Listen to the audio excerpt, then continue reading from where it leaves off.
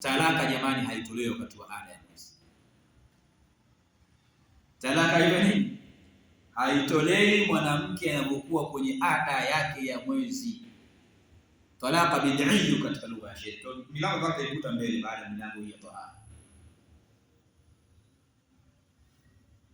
La yutallaqu al-mar'a fi 'adatihi au fi al-hayd wala fi taharatin jumi'at fi, yani mwanamke haachwi katika ada wala katika utahara ambao amekutana mwenza wake.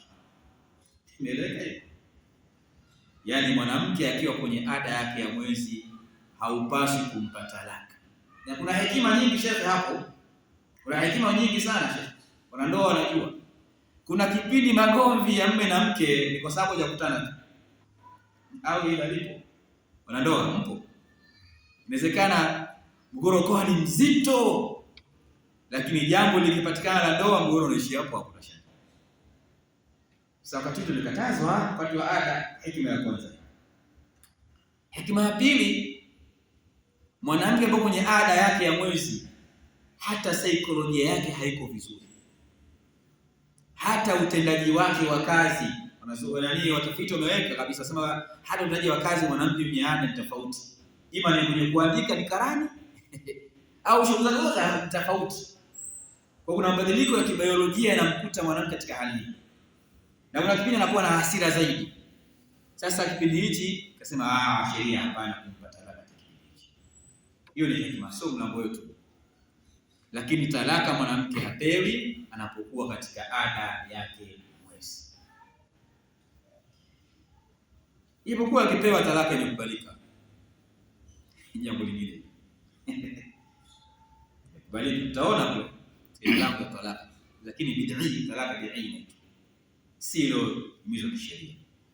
Hadithi ya mtume wetu Muhammad sallallahu alayhi wasallam ilizungumzia hiyo. Kwanza aya inasema fatalliquhunna li'iddatihinna, wapeni talaka wanawake katika eda, katika hesabu zao. Li'idda min adda ya'uddu idda, katika hesabu. Na hapa wanazoea walipofasiri hapa ni katika utahara wao, kama hadithi ilivyofanua ya mtume wetu Muhammad sallallahu alayhi wasallama pale alipomwambia Umar bin Khattab radhiyallahu anhu, akamwambia kijana wake Abdullah bin Umar, ambaye Abdullah bin Umar ni kijana wa Umar bin Khattab. Yeye alimtaliki mke wake katika ada. Mtume akamwambia Umar, nenda kamwambie kijana wako Abdullah bin Umar, muruhu liuraji'u, mwamrishe amrejee mke wake. Hakuna talaka katika wakati wa nini? Wa hedhi.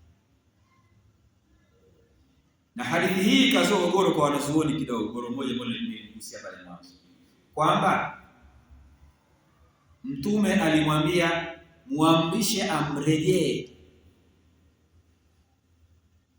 Baadhi ya wanazuoni wakafasiri kwamba maana yake talaka ilituka, ilikubalika. Laiti singewasa talaka sinawa mrejee. Imeleka. Baadhi akasema hapana, hapa si kumrejea kwa maana ya kumrejea, hapa ni kwa maana mwambie talaka haipo hapo. Kwa maana talaka katika hedhi haipo kabisa. Ndio khilafu za wanazuoni walizokuta mbele kwa sababu talaka, huyo anasema ukimpa talaka wa muda wa hedhi maana yake talaka haipo, hujamwacha. Baadhi anasema hapana, ukimpa talaka ipo lakini umekosea katika sheria, unapata dhambi kumpa katika muda. Angalieni masala khilafu jinsi yalivyo ikhtilafu. Watu wanachukulia ikhtilafu ni jambo kwamba mpaka wanazozana hapo kutoana katika Uislamu. Lakini ndio misingi kama hii ya kuelewa nasu au nusus Allah za mtume wetu sallallahu alaihi wasallam au aya ya Qur'an. Mpo kwa kitendo cha mtume kumwambia Sayyidina Umar radhiyallahu anhu amwambie mwanae Abdullah bin Umar amrejee mke wake kwa sababu amepata talaka katika muda wa hedhi, kaonyesha kwamba hairuhusiwi kumpa mwanamke talaka katika muda wa nini?